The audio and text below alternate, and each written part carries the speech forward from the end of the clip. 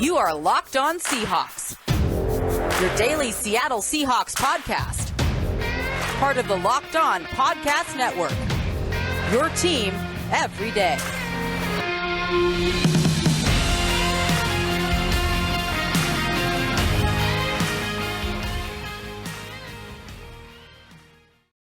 Greetings, 12s and Rams Nation. It's time for another crossover Thursday special here on the Locked On Podcast Network. I'm Corbin Smith for Locked On Seahawks. Joining me for today's show for Locked On Rams, Travis Rodgers. We've got desperation season upon us in the NFC West. Both these teams, a little different reasons why they're desperate. Now, they both are riding losing streaks, but Seahawks at 6-5, they're still within striking distance of the 49ers atop the NFC West. They had a chance to get back in the playoff hunt. The Rams, on the other hand, it's really been a free fall at 3-8. And without further ado, I'm going to turn it over to you, Travis, because I just mentioned here, it really is a desperate time in LA, and for different circumstances than the Seahawks. The Seahawks have been pretty healthy. They just have lost 2 games in a row. The Rams have lost a bunch of games, and a big reason why is the Super Bowl team we saw hoisting the Lombardi in February. Most of those guys aren't playing at this point.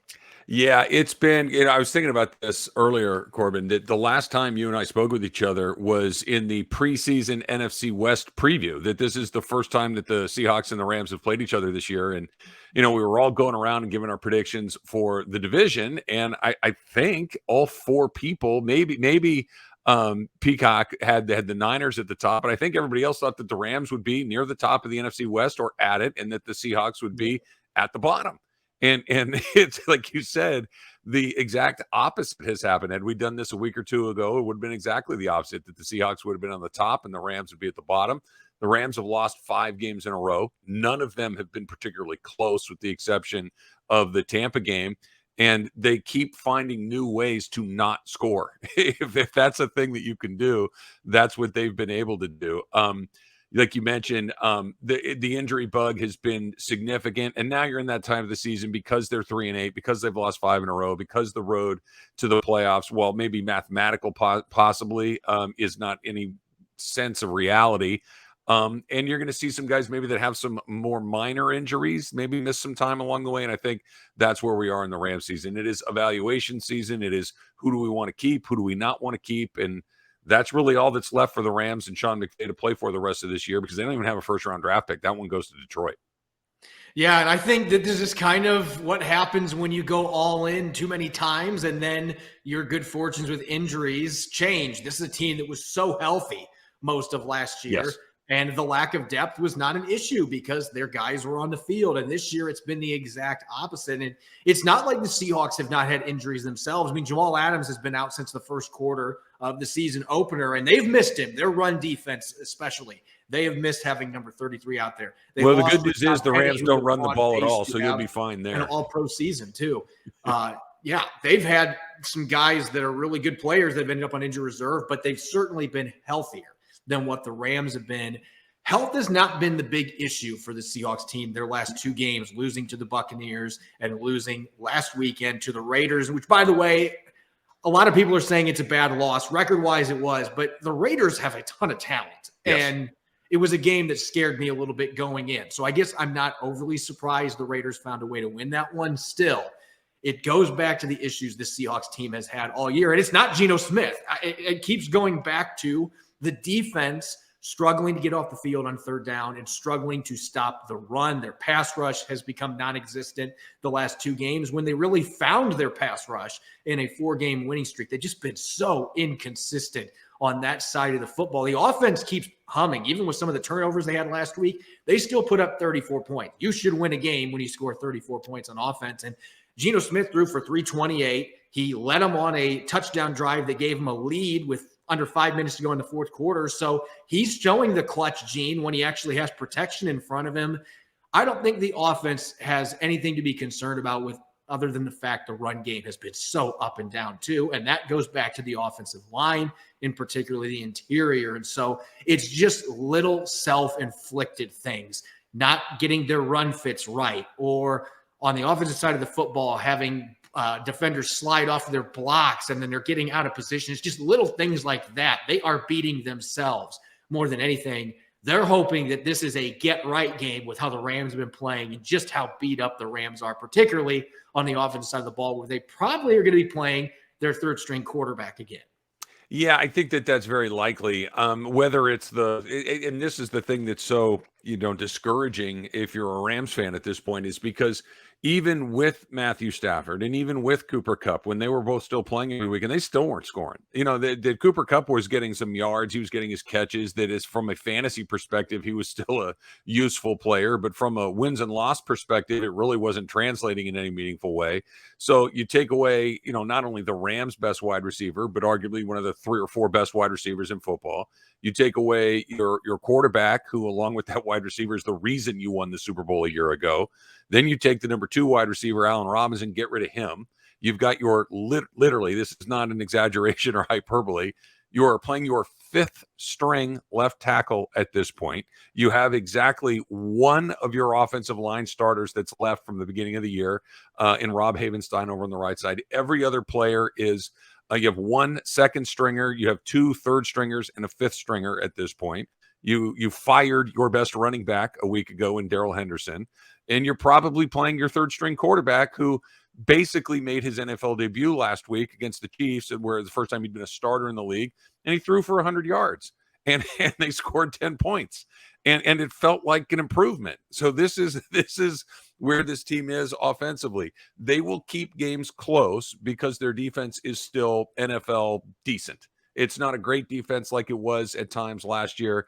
Aaron Donald has been good, not great. He obviously is not going to play this weekend. Bobby Wagner, it's the one bright spot on this Rams team this year. Bobby Wagner's been very, very good for the Rams. That's it. Full stop after that, as far as things that have gone according to plan for the Rams.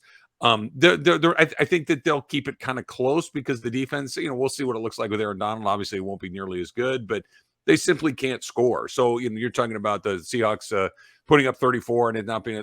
If they get 2/3 of that, they're going to win comfortably. It just, the Rams cannot move the ball. They do not run the ball. They cannot protect the quarterback. The quarterback is terribly inexperienced in Green, and the weapons he has outside of him are not particularly dangerous. It is about as bad of a situation offensively as you could come up with, and that's where the Rams are, and they still got to play 6 more games.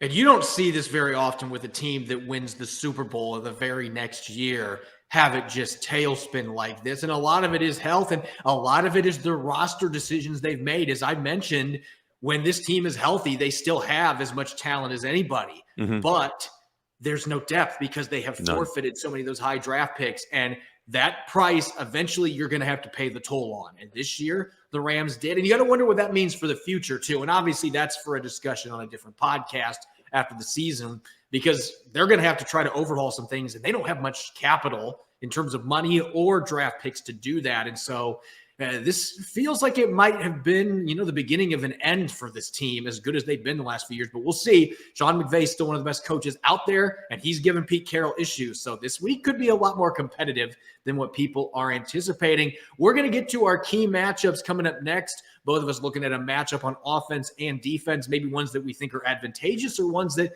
might be concerning for our respective teams. We'll get to those here in a moment. This crossover special is brought to you by Audible. Audible is releasing a slate of new football podcasts we're sure you're going to love, including The Block Forever, brand new podcast from former NFL All-Pro Ryan Khalil and Audible. Khalil takes the conversation about football to the next level by giving football fans an insider's look at the game through the eyes of the greatest players and personalities of all time. He sits down with star players such as Christian McCaffrey and Juju Smith-Schuster, as well as coaches and former pros across the league, to get real about what happens on the field and behind the scenes, including in the locker room, during team meetings, and back at the hotel. Catch the full Block Forever series, available anywhere you get your podcast, whether that's iTunes, Spotify, or on YouTube. Audible, get in the game. All right, it's Crossover Thursday here on the Locked On Podcast Network. I'm Corbin Smith of Locked On Seahawks. Joining me for today's show, Travis Rodgers of Locked On Rams. Thanks to the 12s and Ram Nation out there for making our respective podcasts your first listen 5 days a week. And make sure for your second listen to check out the Locked On Sports Today podcast. From the games that matter the most to the biggest stories in sports, go beyond the scoreboard and behind the scenes with local experts and insights only Locked On can provide. Locked On Sports Today is available on the Odyssey app, YouTube, and wherever you get your podcasts. All right, Travis, we get our first date between the Seahawks and the Rams coming up in Week 13. This was a game before the season that I was circling on Seattle's schedule and thinking that is a guaranteed loss with where the Seahawks are at, rebuilding, and the Rams coming off a Super Bowl championship. And yet here we are now going into Week 13. The Rams are 5 games over 500. The Seahawks are still above 500, even with a 2-game losing streak. Geno Smith, probably the comeback player of the year, a borderline MVP candidate. So this looks like a game that now the Seahawks are going to be favored in, and yet Seahawk fans, they're hesitant because Sean McVay is on the other sideline. Let's talk matchups here. And usually we'd be talking Aaron Donald, Cooper Kupp, and all these different stars the Rams have. None of them are available for this game, and most of them are done for the season. So what matchups are you looking at? Let's start when the Rams are on offense with all the players they have out. Is there a matchup that you look at and think, this could be where the Rams take advantage, or is there a matchup that stands out like this one really scares the bejeebers out of me? Well, I think that the one place where you look at for the Rams to maybe have a little bit of success offensively, and we're talking in very relative terms here, especially considering where they were and where the expectations were coming into the season. The one connection that looked NFL caliber, if you will, last week was Bryce Perkins to Van Jefferson. Now, Van Jefferson seems to be getting a little better week to week. He missed the first half of the season with an injury. He has been back. This will make his 4th game since coming back. And he and Bryce Perkins seem to have a little bit of chemistry going on right there. So for me, if the Rams are going to score, it's going to be because those two guys are in a rhythm a little bit. So I think if you can find an advantageous matchup for Jefferson, and I'm not comparing him to Cooper Kupp because they're very different types of players, but one of the things that Jefferson does do similar to what Kupp was able to do is you can move him all over the field. He does not have to line up in just one spot. You can use him in a variety of different spots. So if they can find a favorable matchup, whether it's outside, whether it's in the slot, whether it's they'll even put him in the backfield occasionally, I think that he's your guy that can maybe generate some offense, because outside of that, they're basically using Tyler Higbee as a 6th offensive lineman because they need to. He's very rarely involved in the offense. It's kind of a running back by committee right now between Cam Akers and Kyron Williams. Neither of them have really taken anything of significance step forwards in the last couple of weeks. And you have a quarterback who doesn't have a lot of time to make decisions. And even if he did, I don't know if he'd make a ton of good ones right now. Not because I don't think he's a good player. I think Bryce Perkins could be a decent NFL player. He's just terribly inexperienced. So I think that whatever comfort level he has is with Van Jefferson. And I think that's what the Rams will try to exploit when they're on offense, because I really do think it's their only Ben Skoranek and Higbee in the running backs. It just hasn't happened all season. And hearing that Higbee is basically now a glorified offensive lineman, that is music to Seahawk fans' ears, because if there's one guy not named Cooper Kupp that has killed the Seahawks over the years, it has been Tyler Higbee. Now, maybe Sean McVay will go into this game and think, you know what? We got to find a way to get him involved in the passing game. Didn't have any catches last week. His history against the Seahawks, that would concern me if they can find a way to do that, because tight ends have still been a problem for Seattle's defense. It feels like throughout entire Pete Carroll era, even their dominant defenses, 2012, 2015, you still could find some success throwing the ball to tight ends, and that has been the case really the entire Carroll era. But with their offensive line situation, that's the matchup that I've got to look at, especially on the left side, playing a 7th-round pick. You just benched Bobby Evans because he was god-awful in the few starts that he had. And like you said, this is their 5th-string left tackle, and Seattle has not been able to consistently rush the passer. The last 2 games, it has really been a struggle. Now, Tom Brady and Derek Carr were getting the ball out really fast. That was part of it, and that really limits what your pass rush can do. But Uchenna Nwosu has 7 sacks this year. He has been fantastic, a lot more quiet the last 2 weeks, but still has had a very good season. Darrell Taylor is the enigma of this group. He's got so much physical talent, and yet away from a few strip sacks, he's been very quiet, lost his starting job this year. Bruce Irvin at 35 almost looks the most spry of the entire group. He's been a really nice addition bringing him back. But this group of edge rushers, they should be able to feast on those tackles. I mean, Havenstein's not bad, but he's been average at best this year. And it just feels like if there's a game Seattle's pass rush on the outside can get going again, get back right, this has to be the game, given the opponent that you're going up against. Those four guys, Boye Mafe, the rookie included, should all be able to have success rushing the passer. And if they can do that against an inexperienced quarterback who might try to scramble away, you could get some big sacks, you could get some fumbles forced. That, to me, is where Seattle can dominate this football game if, and it's a big if, they can get that pass rush going. Now, let's talk Rams on defense, because normally I'm sure you'd say Aaron Donald against whoever Seattle's going to have, try to block it, because they've never been able to. But Aaron Donald is going to miss the first game due to injury in his entire career on Sunday. So what does that mean for matchups that you're watching from a Rams defensive perspective? Well, real quick, Corbin, before I go to the defensive side of this, let me just tell you this, and hopefully this will give the Seahawks fans something to feel good about. If they can't get pressure on Bryce Perkins, then they can't get pressure on anybody, because the Rams' offensive line has been a sieve all season long. And from the moment that snap hits the quarterback's hands, they're running for their life. So I would expect you'll get the pressure that you're looking for. To go back to what we're talking about on the defensive side, like you mentioned, Aaron Donald, which, by the way, you mentioned it. I talked about this on Locked On Rams earlier this week, that Aaron Donald plays the position that he does and plays it the way that he does and has never missed a game because of injury is simply extraordinary. It is extraordinary. And I hope people that are football fans understand that, because that doesn't happen. And that speaks to the sort of player and the sort of preparation that he does. I think that the key to this is what Jalen Ramsey can do. I think that because he has not been the Jalen Ramsey that you think of. When you think of Jalen Ramsey, you think of one of the best at his position, if not the very best at his position over the last several years. He's certainly been an integral part of what the Rams have done defensively. He's been the guy that has been able to figure out your best player, whether it's somebody like Deebo Samuel one week and then you play the Niners a couple weeks later. Okay, George Kittle's the guy that's killing us. You can move him all over the field. He can do a lot of different things. If you need to put him on DK Metcalf this week, then maybe you can do that. If you need to put him on a different player that maybe is having a bigger game, you can do that. He hasn't been that guy this year. And so far, the Rams have really struggled to take it away. And he's gotten caught trying to make that happen a couple of times, trying to make the big play. And it's turned into big plays. But unfortunately, it's been for the offense as opposed to the defense. We saw it again last week against Kansas City. I think he's going to have to be the guy to make some plays, whether that means you take some chances and like I mentioned, give up some big plays going the other way, perhaps. But my eyes will be on number 5 and on Jalen Ramsey and on whether or not he can neutralize who's ever given the Rams the most trouble. And see, I'm going to look at any receiver not named DK Metcalf, because I'm assuming that Jalen Ramsey is going to get most of his snaps against Metcalf. But you still got to deal with Tyler Lockett.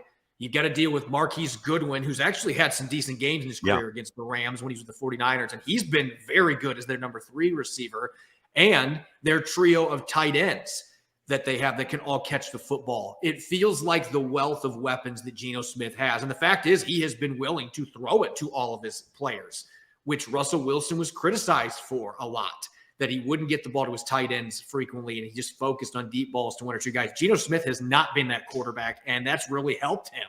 He's been getting the football around, and the Rams are in the top 8 for receptions allowed to receivers in the NFL this year. They haven't given up the explosives, but that hasn't necessarily been Seattle's game.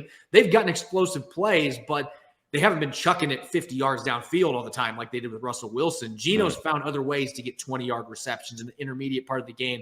It feels like against this Rams secondary, Ramsey hasn't been as good as usual, but the rest of their secondary has given up a lot of catches, and Seattle's got a lot of talent at the skill positions. Their running backs can catch. So I really feel like those secondary targets in this game, this could be a game where Geno Smith is getting a lot of passes to Tyler Lockett, to Marquise Goodwin. Even, I'm going to throw a real wild card out here, Laquan Treadwell, who is a bust from the Vikings, but Seattle seems to be enamored by him. He's impressed him since they signed him to the practice squad. Sounds like he's going to be their number 4 receiver now. That might be a real X factor to watch in this game, especially because the Rams have had issues with secondary receivers this year. So I'm really curious to see how this plays out. We're going to get to our keys to victory coming up next. We're going to look at what the Rams have to do to get their 5-game losing streak snapped at home. And the Seahawks, how can they end their own 2-game losing streak going to SoFi Stadium, where they actually now have a 1-game winning streak at that stadium where they've had very little success. Maybe that carries over into this football game. We'll get to those keys to victory and talk predictions coming up next here on our Locked On Crossover Special.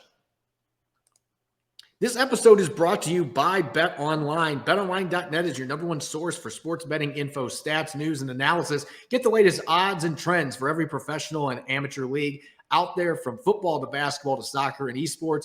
We've got it all at BetOnline.net. And if you love sports podcasts, you can find those at Bet Online as well. It's the fastest and easiest way to get your betting fix. So head to their website today or use your mobile device to learn more. Bet Online, where the game starts. You're listening to our Crossover Thursday special here, Locked On Seahawks, Locked On Rams. I'm host Corbin Smith of Locked On Seahawks. Joining me for today's show, Travis Rodgers of Locked On Rams. The Rams are going to be the hosts in this game at SoFi Stadium, but at this stage of the season, there have been some questions about getting fans into the stands anyway in LA. I got to wonder for a 3-8 team if they're going to be able to get that many people there. How many Seahawk fans are going to make the trip? Because Seattle fans are notorious for traveling as well as any fan base out there. I wouldn't be shocked if there's a lot of green at SoFi Stadium coming up on Sunday. Let's talk keys to victory, Travis. And I know it's been a long time since the Rams have won a football game. It's very true. Look at it from one lens, they are well overdue for a game where everything comes together and they can win. Seattle's reeling a little bit, so maybe that gives them a fighting chance going into this game to win, especially with Sean McVay still on the sidelines. But looking at it from the Rams' perspective, how do they win this game? How do they upset the Seahawks at home? Well, I think it's interesting the way that you phrased it, because typically when you have a team that has for lack of a better phrase, the brand awareness of a Los Angeles Rams, the way that they have for the last 5 years under Sean McVay, there is a sense of, okay, they're going to figure this out. They have too many good players. They have too much success. They have too much pride. They have all of these things that eventually they're going to start to win a game here or there. And I would subscribe to that under most circumstances. But I think this is a circumstance that isn't a matter of, well, it's going to turn. They don't have enough good players on the field.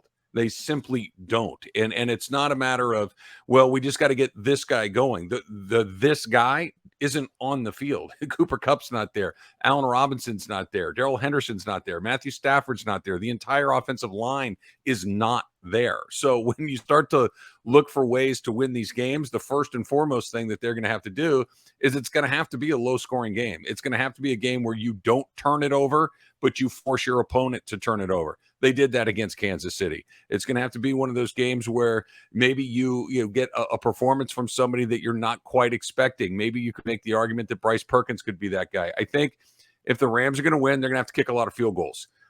They have, again, I mentioned on defense that Bobby Wagner's been one of the few bright spots on that side of the ball. Matt Gay for the Rams has had a tremendous season, again, kicking the ball. He's got a big leg. He's good to about 56, 57 yards. You feel like the odds are very good that you're going to make some kicks. The Rams are not going to put together a bunch of 70, 75, 80-yard drives. They're just not capable of doing that at this point in the season.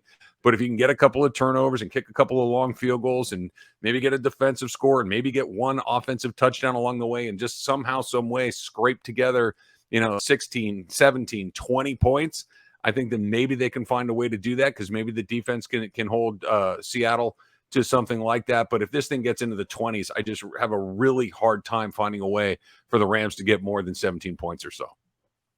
From a Seahawks perspective, I hate to be this simplified, but when you are playing a team that is an underdog, and it's a lot different than last week. If the Rams were healthy, I wouldn't be saying this.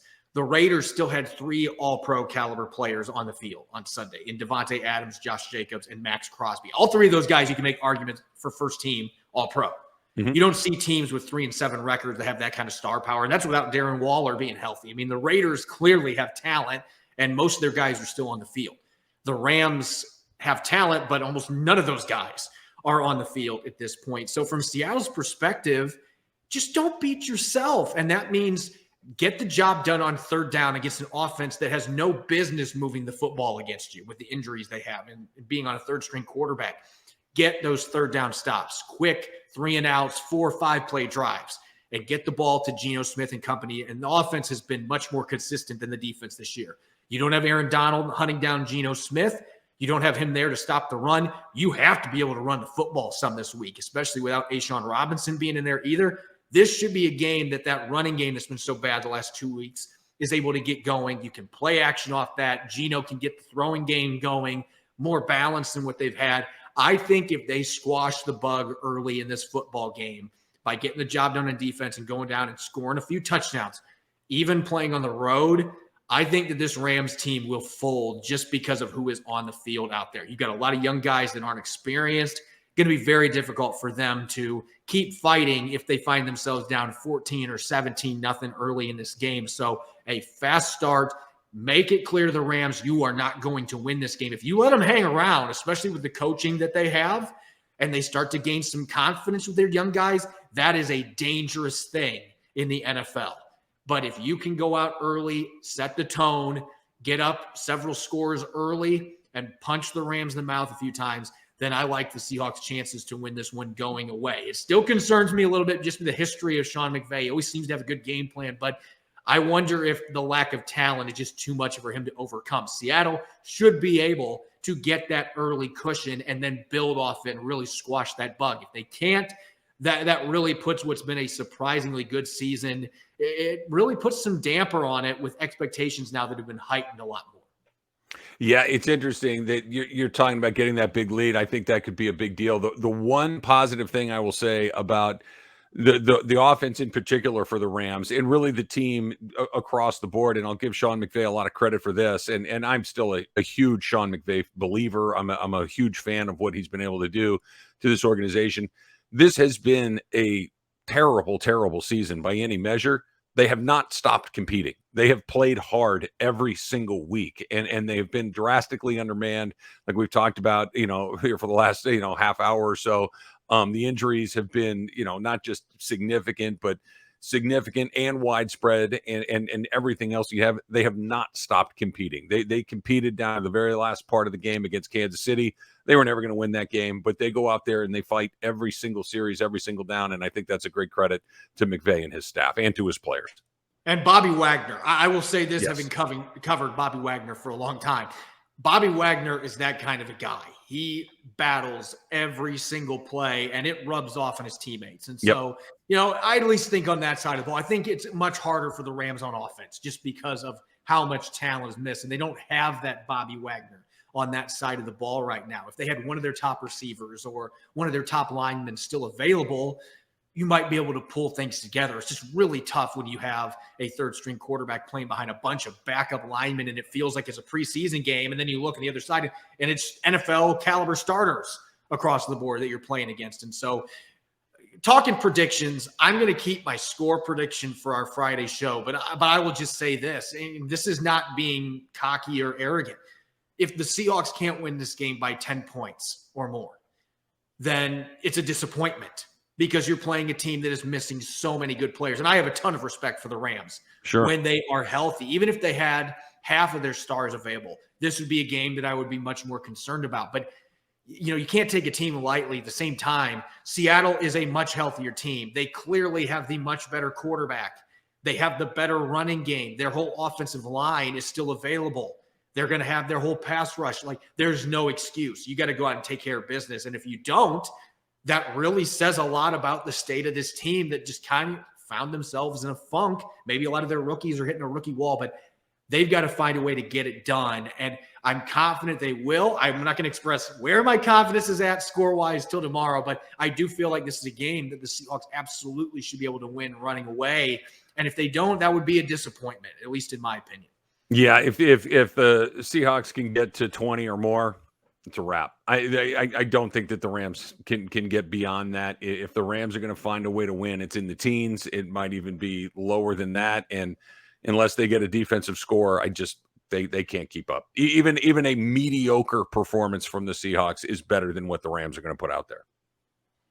And with you saying that, maybe we'll see the emergence of Bryce Perkins and a few other guys that maybe this game will have. Crossed. The NFL is crazy. We never know what's going to happen week to week, but these matchups between these teams are always exciting. And as a fan, I wish that we could see the Rams at full strength for this game, just because I respect the hell out of that team and the talent they have. And unfortunately, sometimes that's just not the way it works. But Sean McVay's team is going to be fighting. And Pete Carroll's team, they've been fighting. They've just been fighting themselves to an extent the last 2 weeks. Can they stop doing that? If the self-inflicted wounds disappear or they limit them, then they got to like their chances a lot better being able to win. That's really hurt them the last 2 games. We'll see what happens. Should be a fun NFC West matchup nonetheless. A special thanks to all the 12s and Rams Nation out there for listening to our Locked On crossover special. Enjoy the weekend. Enjoy the game coming up on Sunday. Thanks for listening. Go Hawks, go Rams.